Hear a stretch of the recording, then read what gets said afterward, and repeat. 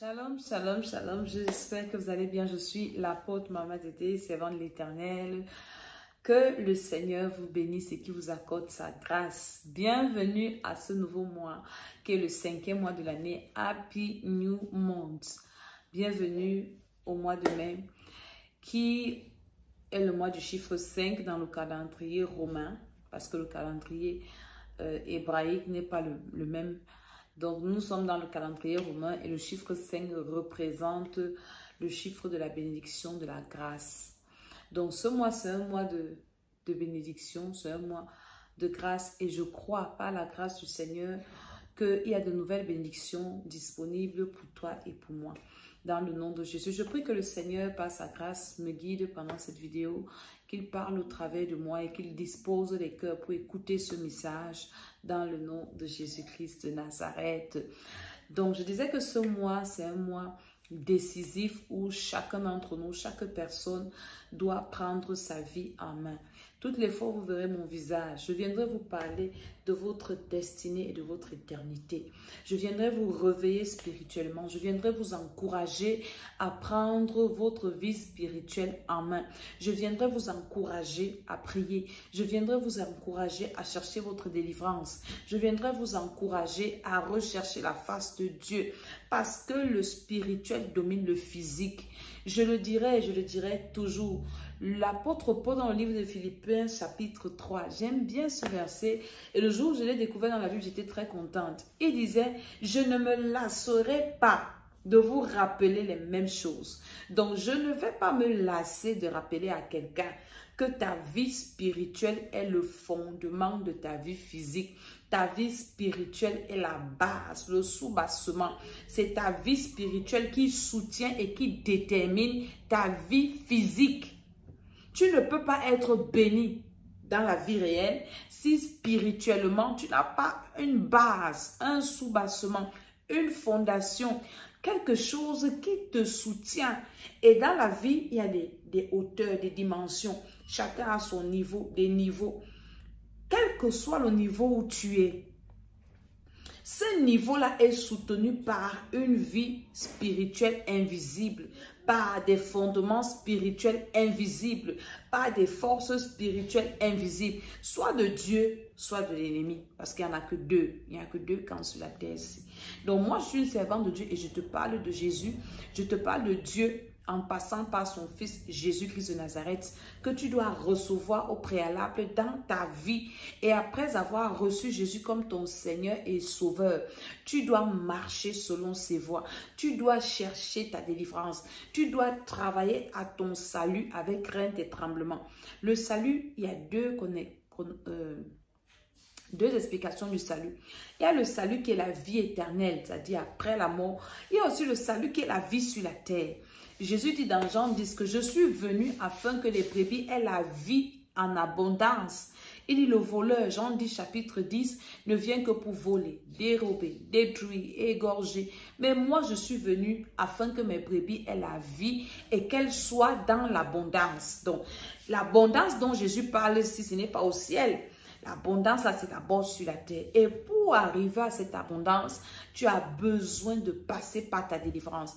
C'est pour ça que les païens disent vulgairement, quand quelqu'un cherche la vie, on dit il faut aller te laver. Il faut aller rencontrer ceci. Il faut aller faire des traditions. Il faut aller faire des pratiques. Ça, c'est avec des pratiques occultes. Mais dans le Seigneur, après avoir reçu Jésus-Christ, il a dit que tu dois passer à la délivrance. Tu dois chercher ta délivrance. Tu dois affronter les situations et les difficultés que tu as dans la vie. Ce mot-là, en anglais, on dit patan. C'est-à-dire que c'est un mot qui montre que les combats que tu as dans ta vie, par exemple dans ta famille, tu dois les affronter spirituellement. Je prends des exemples vraiment comme ça. Dans ta famille, les gens ne se marient pas. C'est un exemple vraiment parmi tant d'autres. Tu as remarqué que le père, la mère ne se marient pas. Ainsi de suite, dans la famille du père, la mère, c'est des choses vraiment, c'est scata, scata, scata. Et toi, tu veux te marier. Ne dors pas, ne dis pas que, ah non, ça sera la chance pour toi. Non, c'est que tu dois te lever et affronter. Si c'est un hôtel familial, tu l'affrontes dans la prière, dans la présence de Dieu, par des prières, des jeûnes, des actions de grâce, des sacrifices, et plein de choses. En fait, c'est tout un processus. Et après avoir renversé ce Goliath-là, tu passes à autre chose. Peut-être dans ta famille, les gens sont limités financièrement. Peut-être dans ta famille, on fait des enfants quand on n'est pas marié. Quand on arrive dans le mariage, on ne se marie plus. On ne fait plus d'enfants.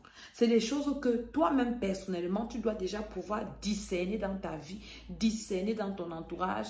Peut-être là où tu es parti en mariage, et commencer à te battre pour que pour toi, ça ne soit pas la même chose.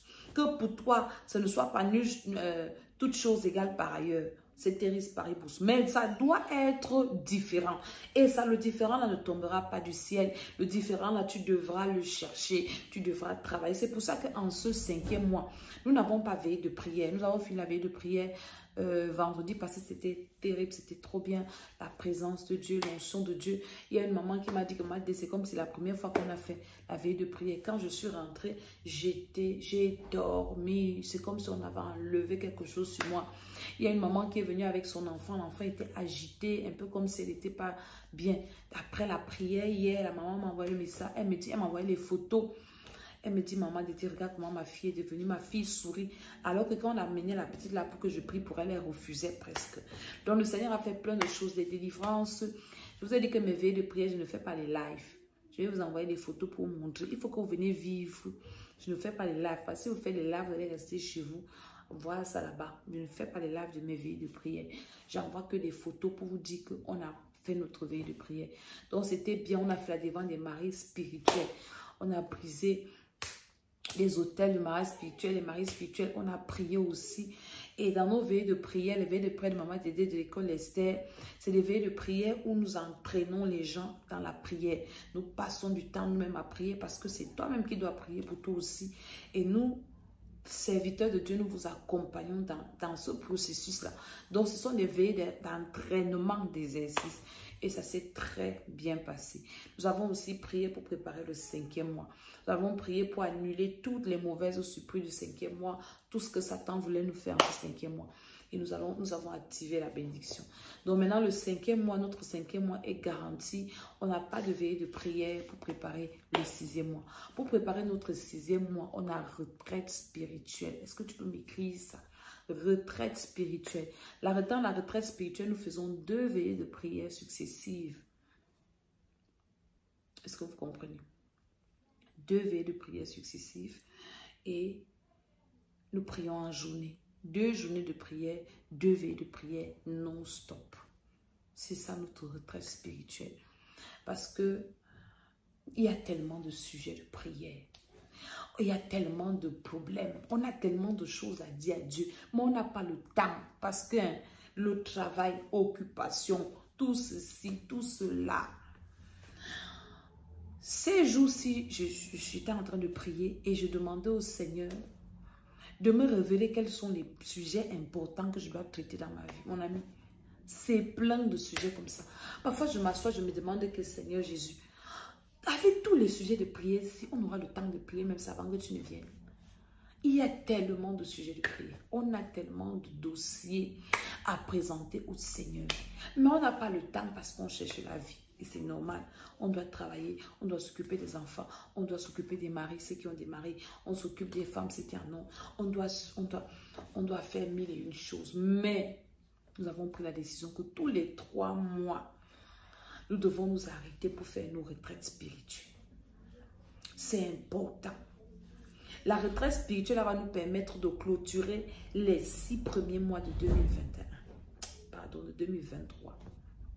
De l'année en cours. Je me demande, je vais te demander, est-ce que tu as fait ton bilan?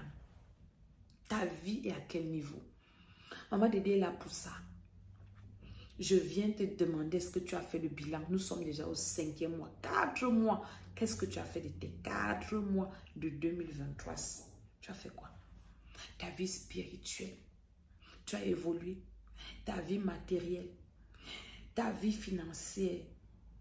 Ta vie sociale. Tes rêves. Qu'est-ce que tu vois? Les combats, est-ce que tu as la victoire depuis que l'année a commencé? Tu as commencé dans les combats. Est-ce que tu es toujours dans tes combats là? Tu n'as même pas encore levé la tête. Est-ce que tu as déjà commencé à récolter les prières que tu as fait depuis que l'année a commencé? Je viens seulement te poser des questions. Chez nous, on dit qu'un signe, c'est une question. Est-ce que tu as quel niveau avec ta vie? Je viens te réveiller parce que le Seigneur m'a réveillé il y a quelques années. Moi, je pensais que la vie, c'était le hasard. Et j'avais remarqué dans ma vie, je vous dis, que les premiers mois de l'année étaient toujours durs pour moi. Et c'était à partir, vraiment par chance, vers la fin de l'année que j'essayais un peu de voir quelque chose. Et je me disais que, ok, j'ai fini de faire les traversées. Vous savez, quand on fait la traversée, les hommes de Dieu prophétisent. L'année qui arrive, c'est une année de grâce. Amen. Année de bénédiction. Amen. Année de ceci. Alléluia. On est tellement content de que on pense que c'est ça qui va se passer. Et les années sont passées. J'ai commencé à poser des questions. Que Dieu, est-ce que c'est toi qui ne dis pas la vérité? Est-ce que c'est toi qui es incapable d'accomplir les paroles de tes serviteurs? Est-ce que c'est moi qui ai un problème? Est-ce que... Et le Seigneur, fatigué de mes accusations, est venu me dire que ma chérie, ce que les hommes de Dieu disent en fin d'année-ci, c'est à toi de travailler à ça dans la prière, dans ma présence, pour que ça s'accomplisse. Ce n'est pas parce qu'ils ont dit que ça va s'accomplir. Maintenant, quand ils disent, tu récupères et tu travailles ça. Quand j'ai compris ça, j'ai dit, hey Seigneur, il fallait m'expliquer ça depuis. J'ai perdu beaucoup d'années comme ça. C'est pour ça que moi, je ne m'amuse pas et je viens te réveiller. Pour te dire que n'attends pas que la parole prophétique qu'on a dit sur toi là va s'accomplir. Bam, bam, bim. C'est fou. C'est à toi de prendre des moments dans la présence de Dieu. C'est à toi de prendre du temps à lire ta Bible, à prier, à rester seul avec ton Dieu, à te séparer de tout, à travailler l'intimité avec ton Dieu. Dans les retraites spirituelles, nous travaillons l'intimité avec le Seigneur. Dis-moi devant qui tu t'agenouilles, combien de temps tu passes dans la présence de Dieu. Je te dirai devant quoi tu tiendras. Ce n'est pas tout qui va te renverser. Ce n'est pas tout qui va t'ébranler. Une personne qui a l'habitude de la présence de Dieu n'a peur de rien. Est courageux, courageuse. Parce que même dans ton esprit, tu sens la force, l'assurance. C'est ça la retraite spirituelle. Donc, inscrivez-vous. Mon numéro WhatsApp, c'est le +33 7 60 0 9 48 18. Amen, amen. Donc, d'ici le 15, les inscriptions, je vais les fermer parce que, alléluia, on sera certainement déjà plein complet.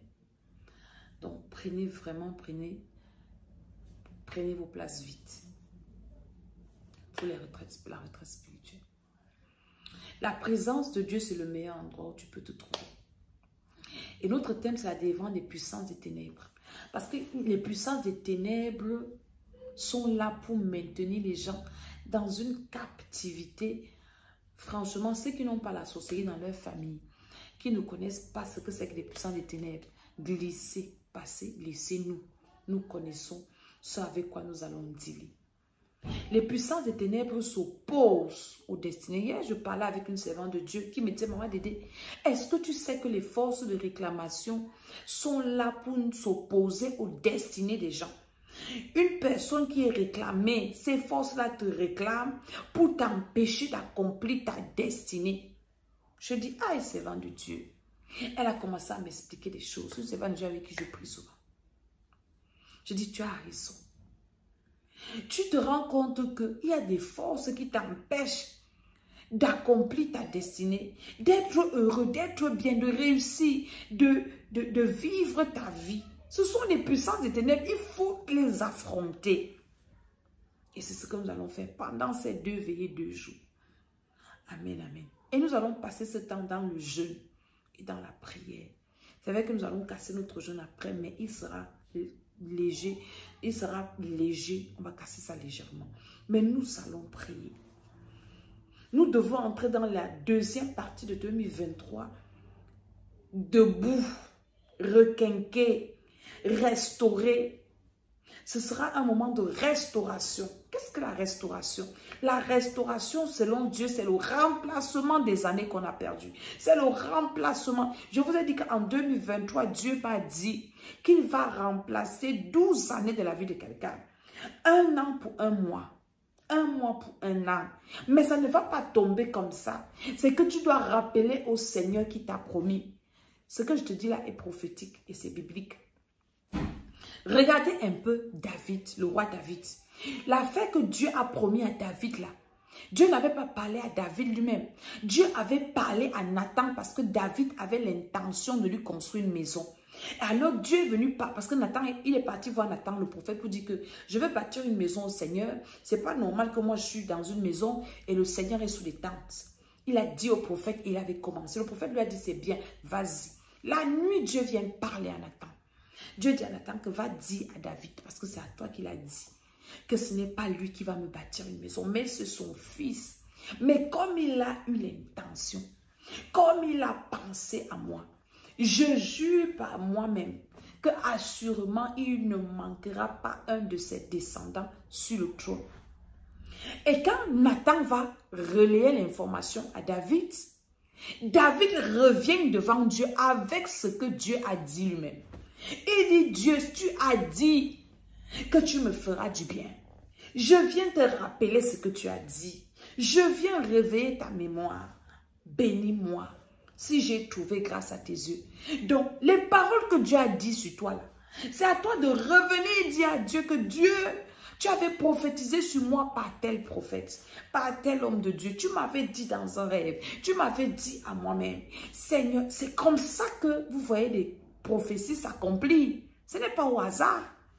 Maman Dédé vous enseigne le processus de la bénédiction. Est-ce que vous comprenez ça? Et ceux qui suivent ce processus sont bénis. Je vais m'arrêter là aujourd'hui et je vais vous inviter à me contacter pour cette retraite spirituelle. Je vais vous inviter à vous abonner à ma chaîne YouTube, l'école d'Esther, à la partager les vidéos, à gérer votre vie spirituelle. Mes pages Facebook sont 2. Maman Dédé 2022 et l'école d'Esther, l'école de la sagesse. Donc que le Seigneur vous accorde sa grâce, qu'il vous bénisse, qu'il vous fasse du bien pendant que vous êtes en train de préparer ce 5e mois. Ne dors pas ce 5e mois-ci. Bats-toi, prie. Fais tout ce que tu peux faire pour être sauvé, pour être béni. Et Jésus revient bientôt. N'oublie pas ça.